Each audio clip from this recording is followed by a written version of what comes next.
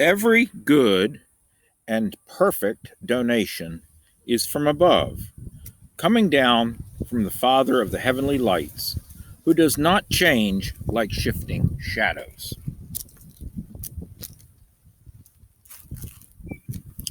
We see some shifting shadows right now on where I'm choosing to sit and give this lesson, which is from the 17th verse of the first chapter of James. And it's part of a larger series that starts at the beginning of the book of James.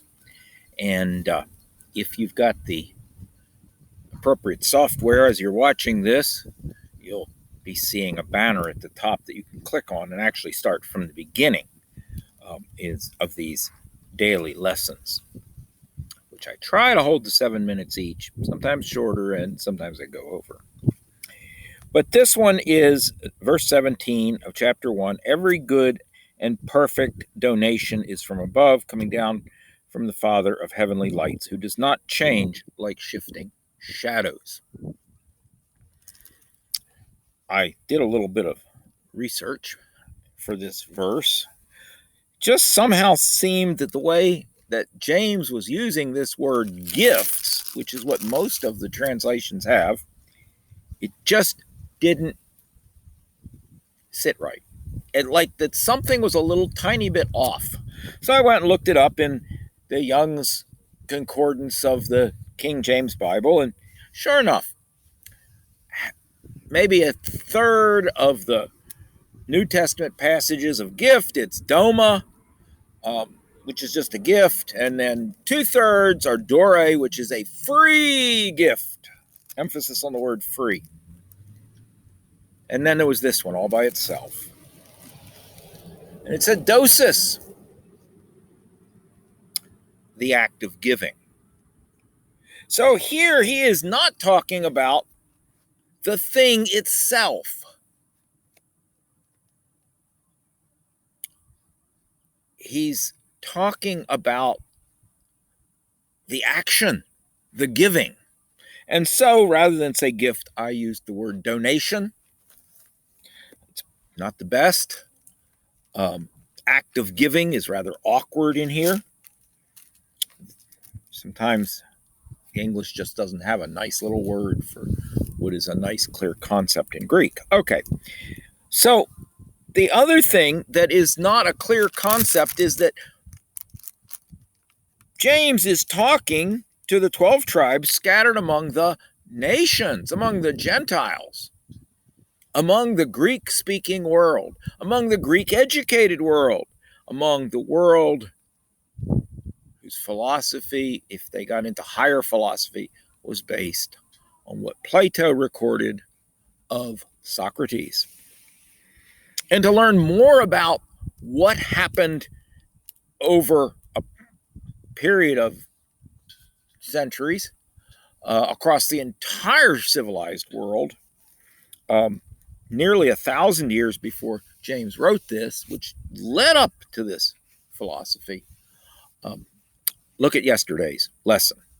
And if you're on a platform that supports these little tags, there should be, that way, a little tag up there right now that you can click on and see yesterday's lesson. I'm not going to go into the details of this story of shifting shadows, but he is making clear reference here to what is taught in all the philosophy 101 courses at any university. Socrates, the cave. You have to learn about Socrates, the cave. And he's making reference to this teaching of Socrates and saying, it ain't like that. He got it wrong. So, what is he saying to us here? He's saying that in this context, because this whole passage starting in 13, going down through 18, is all about temptation and deception and God's gift, and how God is dealing with us and how God is not dealing with us, and how people think he is dealing with us, and not to be deceived by this world's philosophies. He's saying don't be tempted. Don't be confused that when you're tempted to think that somehow God is putting this thing in your way, and that, well, if God put this uh, unguarded stack of money in front of me, then I guess it's, he knows that I won't be able to resist stealing it. No. He says, don't be deceived. That's not the way God works. But then he says, every good and perfect giving, that which is good that comes to us, comes from the Father of heavenly lights.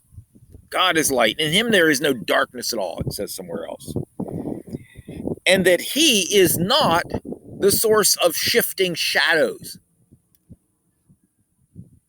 He is not projecting himself onto this world as shifting shadows that confuse us. What he is doing is making a clear message to us. A clear, consistent, it stays the same yesterday, today, and tomorrow message to us. That is a good gift. And he talks about that in the lesson that comes next, where he talks about the word of truth, the logos of truth,